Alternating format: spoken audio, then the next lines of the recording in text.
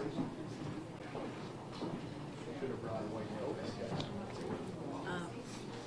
see, where did my piece? Oh, it's in my pocket, of course. What's that? Good afternoon. My name is Dr. Michael Mendoza. I'm the Commissioner of Public Health for Monroe County. And today I'm joined by Dr. Cindy Christie, Associate Chair of Pediatrics at Rochester Regional Hospital, as well as Dr. Pat Brophy, Chair of Pediatrics at UR Medicine. Today we stand together to reaffirm our commitment to vaccines and their role in public health here in Monroe County. As you know, we have 4 lab-confirmed cases of measles and 3 cases that, while not lab-confirmed, we believe fit the clinical picture, and so that brings the total at this time in this community to 7 individuals with measles. We should not be having this problem. While 7 cases is alarming, and certainly more than we've seen in recent years, we believe that all of these cases are related to one another. We've been monitoring this cluster of individuals for over a month, taking appropriate precautions to contain the transmission of this highly contagious illness. At this time, we believe this is an isolated cluster among a small group of individuals who have chosen not to vaccinate. While containing the transmission is important, it's also important to ensure that anyone who might be exposed in the general public is protected. And by protected, I mean properly vaccinated. I know most of you know this because the overwhelming majority of the parents and children in this county are appropriately immunized against measles, mumps, rubella, and the whole list of vaccine-preventable illnesses. Unfortunately, our community, along with communities across the state and the country, is seeing a small but growing number of parents who are choosing not to vaccinate their children as recommended. I'm referring to those who have chosen to accept misinformation or to adopt so-called philosophical objections instead of accepting well-established scientific evidence and the overwhelming weight of recommendations from respected health and public health agencies across this community and across the country. In a time when our community and communities across the nation face the very real challenges of an opioid epidemic, domestic violence, food insecurity, early childhood trauma, challenges whose solutions are complicated to say the least, yes, we must also face the very real challenge of preventing vaccine-preventable illnesses, even though the solution here is very simple. As I mentioned earlier, we live in a community where the vast majority of parents have chosen to vaccinate their children. It's because of this reality that we have come so far in preventing measles, mumps, and other vaccine-preventable illnesses in our community. Yet now is not the time to rest on our laurels, for we are seeing major outbreaks of measles elsewhere in the United States and here in New York State that could very easily happen here in this community if we do not remain committed to sustaining our high rates of immunization and addressing the forces that drive immunization rates lower. To my colleagues in medicine, we took an oath first to do no harm. When it comes to vaccines, this means engaging in respectful, non-judgmental conversations with patients who are unsure. Approach disagreement in the way you would address disagreement of any other kind, with the goal of listening to understand. And I encourage you to use your respected voices firmly and collectively to reaffirm the importance of vaccines. To our schools, I want to say thank you. Thank you especially to the Spencerport School District for your cooperation during this current measles outbreak, and thank you to all of our schools, our educators, and our school administrators who promote vaccination. We need to double down on our commitment to protect the health and wellness of our students and on ensuring that we are consistent and responsible in how we handle requests for exemptions from vaccinations. And to the public, thank you for your overwhelming support of vaccines. Our community remains healthy because we vaccinate in such high numbers. And to those of you who are hesitant about vaccines, I invite you to talk to your family physician or your pediatrician to understand the true risks and the benefits of vaccines, especially the benefits to your child, to your family, and to the health of those in our community who, because of their age or their current health circumstances, are unable or can never be vaccinated. Vaccines are among the single most important advances in public health in the 20th century. Now is not the time to take that for granted. I'd like to take this opportunity to remind all of you that the Health Department offers immunizations which is intended to be a supplement to primary care and helpful for those who do not have insurance. And we've posted the hours for our immunization clinic on our website. Thank you all for your time this afternoon. We will be taking questions at the end of this conversation, but in the meantime, I'd like to invite Dr. Brophy to the microphone to say a few words.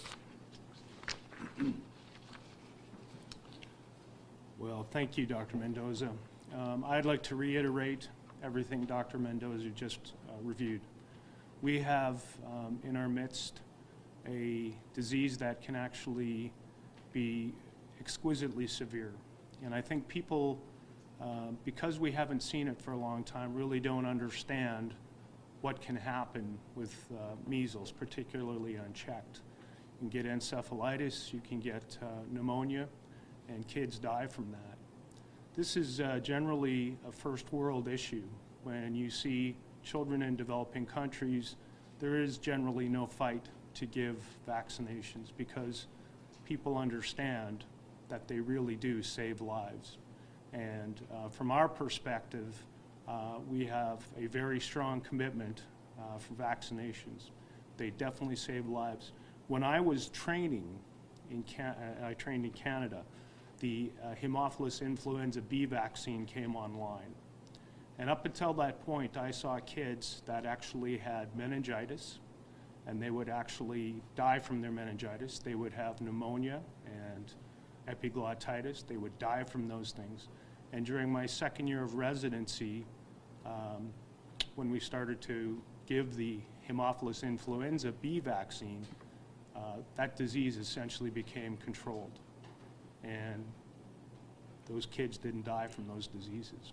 So once you see these particular vaccinations in action and see what they can do to affect and actually prevent these diseases, you have a whole new respect for them. So I encourage all parents and all people, if you have questions, please talk to your primary care physicians about it, but please vaccinate your kids. Vaccinations save lives. Pass over to Christy. Hi, I'm Cindy Christie. I'm a pediatric infectious disease specialist. So my part of this is to talk a bit about measles. The sad part about this press conference today is that in the year 2000, measles was eliminated by the World Health Organization, eliminated in the United States from endogenous continually occurring measles cases. So that was a long time ago, and we've had cases and outbreaks since that time, but it's been imported from other countries. And then the kids that are the people that are unimmunized can get infected from the imported cases.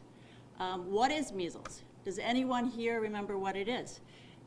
It's a very severe, can be a very severe viral illness with fever, cough, red eyes, runny nose, and that's usually followed by a bright red rash. People are sick, kids are sick with measles. The incubation period is about 10 days after you've been around a case, and you're infectious with the measles for 4 days before your rash and for 4 days after the rash has been there. So you can be infectious for someone else before people even know you have the measles. It's highly contagious illness. It's spread by droplet airborne precautions. It's said that if you are not immune, 90% of people exposed to measles will get measles. But we have the solution, as mentioned by both my colleagues. We have the measles vaccine, which was first licensed in 1963. 1963, a long time ago. The population after one dose of measles vaccine is 93% immune to measles. After 2 doses, which is what's recommended now, 97% immune. It's a really good vaccine. Other vaccines are given to infants. They are to control other things like pneumonia, hepatitis, meningitis, chickenpox, measles, to name a few. Vaccinations really prevent a lot of infections. But what I can stress to you is that the 3 of us are here because we care about you, we care about the health of your children and the health of our community. If you have questions about vaccines, I agree. speak to your physician or family doctor or APP. If you don't have a doctor for your family or a provider, you can certainly go to the websites of the big health systems, or as Dr. Mendoza pointed out, you can go to the health department. There are all sorts of people around to answer questions about vaccines. So, thank you.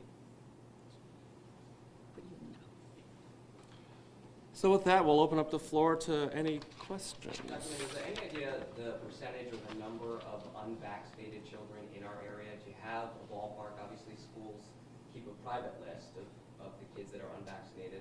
Do you have any ballpark numbers on that? We actually have a public list, and it's available to the entire public. And you can look up by school what the immunization rate is for any particular, I believe it's school district. I'm not sure it goes down to the level of the building. But those data are publicly available. And we enjoy a relatively high rate here in this community. Do you know what it is in the county? Not off the top of my head, no. This press conference seems focused on a particular audience. We're talking about kids, parents who choose not to vaccinate their children.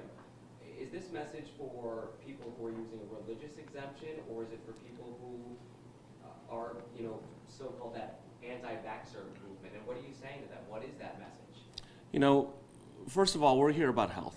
We want to promote the message that we know is proven by science and the whole weight of guidelines that are issued in this country to promote vaccination. Vaccination is known to save lives. And to the extent that that speaks a message to different people in our community, that's great. But first and foremost, I want to thank everybody who does vaccinate, because that is very important. We need to continue that. And yes, I am speaking to those who are unsure. Those who believe, for whatever reason, that vaccines are not for them, I would encourage them to revisit that decision, because we know that is not the right decision for health. Now, that isn't to say that there are not legitimate reasons. There are certainly medical reasons why somebody can't receive a vaccine, and I think that's not really what we're trying to address here. It's really those who don't obey, the known science and the known evidence for vaccination. But Dr. Mendoza, don't you have to prove that either there's a medical concern or prove that there's a religious concern in order to legally put your children in school unvaccinated? So the medical part is the easy part. So I handle those for individuals who have, proven allergies or medical reasons why they can't receive that or, a certain vaccination. That is something I can attest to, and I provide that documentation to the family who in turn shares that with the school. For a religious reason, that is really at the level of the schools. And, as far as I understand it, that is a decision that resides either at the level of the school district or at the level of each individual building. And I think there are opportunities to revisit how we approach that. I am not sure that's being done consistently across the community, and I think we need to dig in.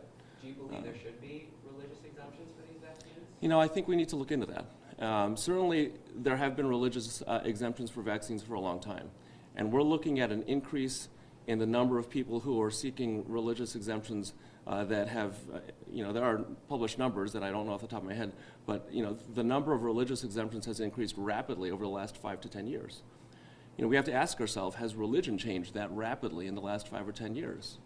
Is that putting more people at risk? Absolutely, absolutely. Now, if there are genuine religious reasons, then let's talk about that. But my sense is that we're not talking all the time about genuine, sincere religious reasons. Can you speak to the cost of an outbreak like this? We've seen in different communities out in the West Coast where, it cost the health department, I think, over $2 million. Community in Minnesota spending $200,000. We talk about the prevention with vaccines. Talk a little bit about the cost of an outbreak once something like this happens. I don't like measuring cost in dollars first. I like measuring cost in terms of health. And when we have sick people, that's illness. It's very hard to quantify cost in healthcare.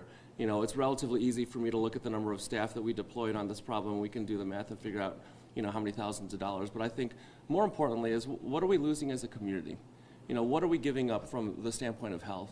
I think that's the more important cost, and I think that's a very real cost. I don't think it's accurate, frankly, to put dollar signs on people's lives. When people get sick, that's real. When they don't go to school, that's education. When they don't go to work, that's productivity. And when they, succumb to an illness, that's life, and that's serious. But fair to say, the vaccine is going to be cheaper Absolutely, in terms of the health costs than treating measles. without a doubt. When you say we need to have a discussion, you mean this is something that the lawmakers or the state needs to maybe act on? And it's happening. I was in Albany last week, and we entertained this question at the New York State Association of Counties. This is a very active conversation that we need to confront. I'm a physician. I'm the Commissioner of Public Health. I have the luxury of thinking about health and public health only.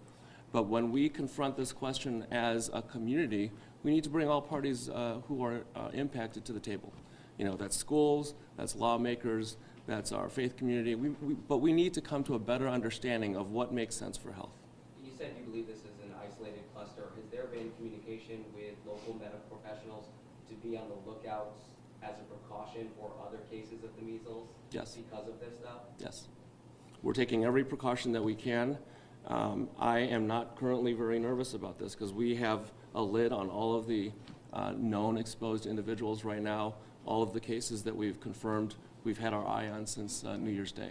Just to clarify, too, 7 cases, 3 waiting on lab confirmation, right? 4 confirmed? We're not actually going to even bother confirming those. We just know that they're You just know measles. they are. Can you decipher for us how many are part of the same family and then are another individual a neighbor? I hesitate to go into too many details about that family because this family is a member of our community and this is an ongoing investigation. So, we've shared that the index case who we reported the January 1st or 2nd was, I can't remember now. And so we had 2 siblings that we reported last week. The next cases were neighbors of those 2 siblings, but that's all I'm going to confirm for you today. Dr. Mendoza, you talked about revisiting the religious exemption. Are you suggesting that there may be a way for people to get that vaccination, give it to their children, and still adhere to whatever religious beliefs they have? I think that's something that, I can't speak to every religion. And what every religion what would be, consistent within every religion. But I do think we need to challenge that question. Because I don't think that, I can't explain the surge in unvaccinated children solely on religion alone. Does a virus unchecked in these unvaccinated people, does that threaten people that are vaccinated? Like, is there a chance that the virus could evolve and then threaten those vaccinated? The viruses do evolve, but that's not a concern that we typically have with measles. We know that being properly immunized, confers, population protection rate of 97%, which is really pretty good. You mentioned having a constructive dialogue with people who have questions or concerns about vaccines. How do you approach someone who is against this and does not want to vaccinate their child? Because that seems to be the target audience today, is people who are against this. How does a medical professional approach that parent and convince them that the science is there to protect their child and others? That's a tough one, because not everybody lives by the rules of science. And, it's really understanding where that individual and where that family is coming from. So if I'm seeing a patient in the office and they disagree with whatever it is that I might be recommending, my job is to try to understand where they're coming from. And so that, is a conversation that we have all the time in medicine. We want to approach that with respect, try not to judge people, and really try to understand. There are going to be people that whose mind we cannot change, unfortunately. But in my experience, there are people who are really on the fence, and we want to start there. Is there a way that we can move people slowly, so that we can eventually find our way to a point where we're not going to see measles or other vaccine-preventable illnesses? Of the group that are not vaccinated, those for medical reasons, those for religious reasons, any idea what the percentage is between those 2 groups, medical reasons versus religious? Like, is it 0.5% of the population for religious reasons? I don't have those numbers, unfortunately. But you believe the increase in religious exemptions is not solely related to religion? I agree. I think there are a whole host of people who are objecting not on religious grounds. Right, they talk about personal belief rejections. Do you mind stepping up? Oh, okay. Thank you. Sorry, excuse me. But I just wanted to point out, after the outbreak at Disney, the large theme park in California, which they didn't tell the name, But after that, the state of California took away personal belief out of their law for not getting vaccines. And that has really helped. So it almost took a groundswell of 300 cases for people to say, oh, maybe we don't want this here. So I think one of the parts of what he was saying is, most of us in this room haven't seen measles, we haven't seen chickenpox, we haven't seen polio because we were all immunized. And so it's hard for people to immunize against something they haven't seen. You know, it's hard to believe that it's really bad. If I tell you, oh, measles is really bad, okay. But I totally agree with Dr. Mendoza. It's a hard conversation, but you have to meet the family and patient where they are and tell them, hear what they're saying, and also say back to them what your belief is from your education and your view of the world and guidelines. So thanks. Is it your thought that maybe New York should follow what California has done? You bet. Will you tell us a bit about how you're talking to medical professionals, especially when you say that, you know, people haven't seen measles in a long time? Is there sort of a need for reevaluation of how medical professionals, pediatricians in particular, approach diagnosis? Yes, because, well, I mean, this is going to get a little bit difficult, but this word morbilliform is a kind of rash that people have. And we say, oh, this is a morbilliform rash. Oh, that's from the drug probably. Oh, this is a morbilliform rash. Okay, it's a big doctor word. What does morbilliform mean? Morbilliform means measles-like. Well, so if you haven't seen measles, how are you supposed to know? But anyway, yes, we have to educate ourselves in the medical community about illnesses that maybe we haven't seen, so that, especially now, we see a lot of kids in the pediatric office, family medicine office, who come in with fever and rash. It's not uncommon. But we have to make sure it's fever and rash and not measles. So, because that would be a big deal in an office, because it's so infectious, as I mentioned before. It's like deja vu all over again. One of the issues surrounding personal beliefs or religious freedoms in terms of choosing to have your child vaccinated or not vaccinated, I think also has to be thought of in the context of what happens if you don't vaccinate. There are people out in the community that are unable to get vaccinated. There are people in the community that are immunosuppressed. And so how do you weigh one person's rights or one family's rights against another? And that's a very important question. Often if you have immunosuppressed individuals, they're in a weakened state. And while you may have a child that gets measles, that recovers, if that person that's in an immunocompromised state gets it, they could die from it. So, you know, these are issues that we must start to talk about. And I think on a state level, we really need to revisit what exemptions are allowed for vaccinations. We know vaccinations work. Right? We've seen it. Our, you know, 2 generations ago, we went through this as a population, and there was a lot of research that was put in to developing these vaccinations. We know they work. It's a public health issue, right? We can have a public health crisis if we don't get on top of this, and we're starting to see it in some areas of the country. So from our perspective, we have to take care of kids. At the end of the day, it really is all about kids, and vaccinations work. We know it, right? The information that's been out there that says it's associated with poor outcomes has been essentially negated, and the person that started to really focus on why people didn't want to get vaccinated lost their license to practice medicine. So a lot of the issues out there are really moot points. They're non-existent. So it's time for us to have this conversation and think about public health and think about everybody's rights. What kind of a drop in vaccination rate does it take to lose herd immunity? It sounds like it's not much. You know, I'm going to defer that question to our public health expert here. So it depends on the illness, but I believe below 90% for MMR is critical. All you need is to have 10% of people not vaccinated to risk that the whole population loses. It's pretty scary.